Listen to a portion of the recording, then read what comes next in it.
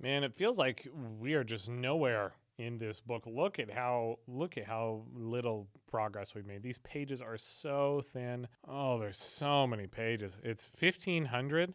I will continue my references to Brandon Sanderson's works of the Cosmere. He's the fantasy author I'm reading right now, and the current book I'm on is Words of Radiance, book 2. It only has 1,000 pages. Not quite half of this, maybe like 60% of this whole Bible, and there's even fewer words per page, it looks like, because of the text size and the column size. You can see the columns from there once the camera adjusts. No, you can't. Oh, there we go. I just got to change the light a little bit. You can see how narrow it is. It doesn't take up the whole page. So there's probably fewer words per page, but I'm definitely reading it faster because come on, it's more interesting. We can agree on that. But this is important, right, guys? I gotta stop being an atheist. I gotta become a Christian again. We're on chapter 15, and it's called The Lord's Covenant with Abram. I vaguely remember this. This might be why all of America is circumcised, at least all the white people. I don't know how far that extends culturally. Probably a lot. It's kind of standardized in a lot of medical practices.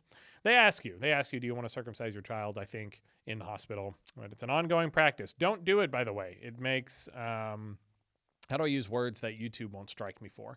It makes procreation more pleasurable for the man if you do not circumcise him. And if you're like, how do you know? It's because adult men have gotten circumcised. They've taken the surgery and they have tried to procreate before and after, and they report that it is more pleasurable for men prior to circumcision. So that's just if you care about your children, don't circumcise them. The Lord's covenant with Abram. I think that has something to do with this. I think that was tied together. It's chapter 15. Let's find out if it does or not. After this, the word of the Lord came to Abram in a vision. Do not be afraid, Abram. I am your shield, your very great reward. What does that mean? Your very great reward? I mean, that's cool. If God is your reward, I would take that, I guess, if I was Abram. But Abram said, Sovereign Lord, what can you give me since I remain childless? That's what it all comes down to that. It's all about the children. It's all about procreation. It's all about population. And the one who will inherit my estate is Eliezer of Damascus. I guess that's some person. I don't remember reading about him. Maybe I did.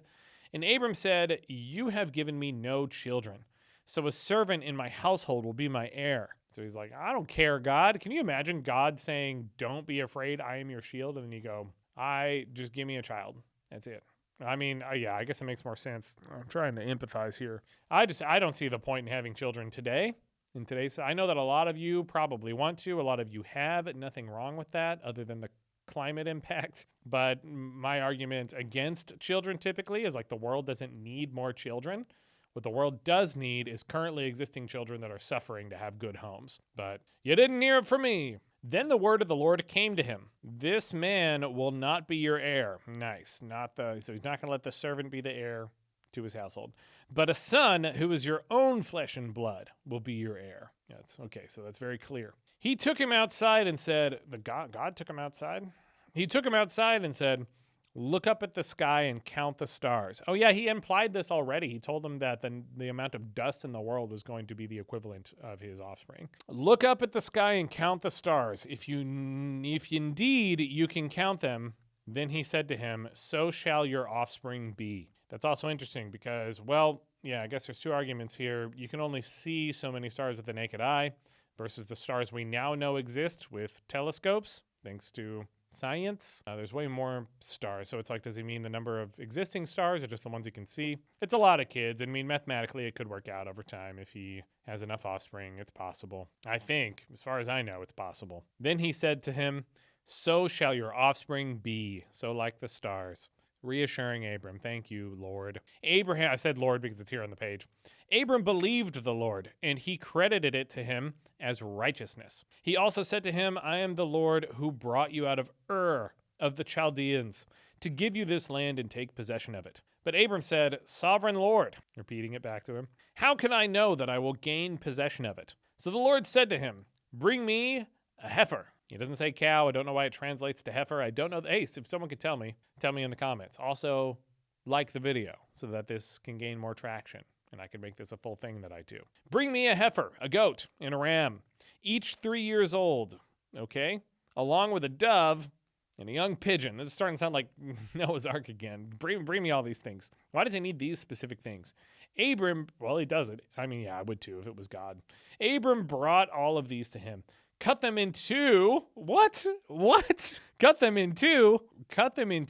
Where was I? My eyes blurred in confusion like a Pokemon. Abram brought all of these to him, cut them in two, and arranged the halves opposite of each other. What in the world? This is like an Ari Aster film. It's like Midsummer in here. The birds, however, he did not cut in half. Then the birds of prey came down on the carcasses, but Abram drove them away. Why does the Bible include details like that? It's just not necessary. Like, we could just continue with the story, but and by the way, some birds came down, they tried to eat the carcasses, and Abraham was like, shoo, these are for God. As the sun was setting, Abraham fell into a deep sleep, and a thick and dreadful darkness came over him. Then the Lord, so this is still like an Ari Aster film. Then the Lord said to him, know for certain, by the way, don't watch Ari Aster films unless you have a strong stomach. That's just, I need to issue that warning before I continue and forget to warn you about it. Then the Lord said to him, know for certain that for 400 years your descendants will be strangers in a country not their own, and that they will be enslaved and mistreated there, foreshadowing. But I will punish the nation they serve as slaves, and afterward they will come out with great possessions. Let's not dig into that too much. You, however, will go to your ancestors in peace and be buried at a good old age. Nice. So Abraham gets his. He'll die in his sleep. In the fourth generation, your descendants will come back here, for the sin of the Amorites has not yet reached its full measure. So the fourth generation, your descendants will come back here. For the sin of, so one clan of his people hasn't been fulfilled yet? Sounds a little like eye for an eye to me.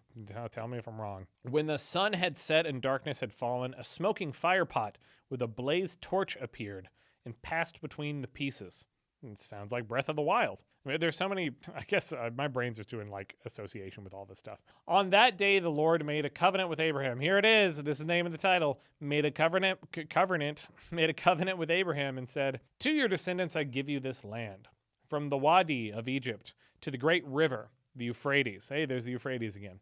The land of the Kenites, the Kenizzites, the Cadmonites, Hittites, Perizzites, Rephaites, Amorites, Canaanites, Girgashites, and Jebusites. We talked about a whole bunch of those clans in past videos, earlier chapters. I guess we're supposed to know what that means. I don't know how significant they are.